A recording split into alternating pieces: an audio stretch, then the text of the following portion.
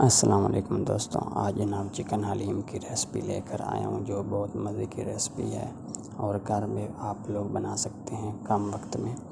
ये मैंने दालें ले ली हैं। ये सारी दालें हैं, चने की दाल, मूंग की, माश की और रेड वाली, और चावल एक बाउल में 3 घंटे के लिए भिगो कर रख दें। अच्छी तरह धो लें और इनको भिगो कर रख लें। ये गंदम का दलिया है, ये भी 3 घंटे के लिए भिगो कर रखना है।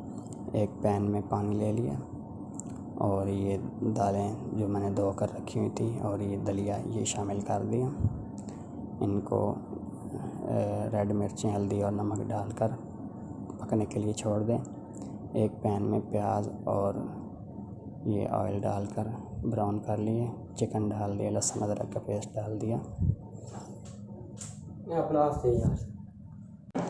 ये मैंने मिसाले जो आप लोगों के ऊपर लिंक पर लिखे हुए हैं ये शामिल करके चिकन भून लिया। अब पानी शामिल करके चिकन गलने तक छोड़ देते हैं। चिकन गल कर दोबारा बुनाई हो गई है इसकी। अब बोटियाँ और जो इसका बाकी मसाला अलग कर लेते हैं। ये दालें पक रही हैं, इनको 2-1 घंटे हो गए पकते हुए।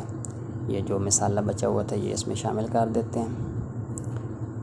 ये शामिल होकर इसको मिक्स करना है और आहिस्ता आहिस्ता चम्मच चलाते रहें वक्फे वक्फे से। ये मैंने रेशे वाली बोटियाँ अलग कर ली हैं। ये दूसरे जो लेग पीस की और दूसरी बोटियाँ वो अलग करके शेक करनी है। मैंने एक जग में डाल दिया दाल और ये शेक हो रही है। बोटियाँ भी डाली थी और ये मिक्सचर बन रहा है जनाब, मैश हो गई हैं। ये दोबारा से उन दालों में ही मिक्स करनी है। इनको अब ख्याल रखना, चिकन डाल दिया तो इसको नीचे लगने से बहुत होता है वो, तो इनको वक्फे वक्फे से चम्मच हिलाते रहें कि नीचे ना लगे।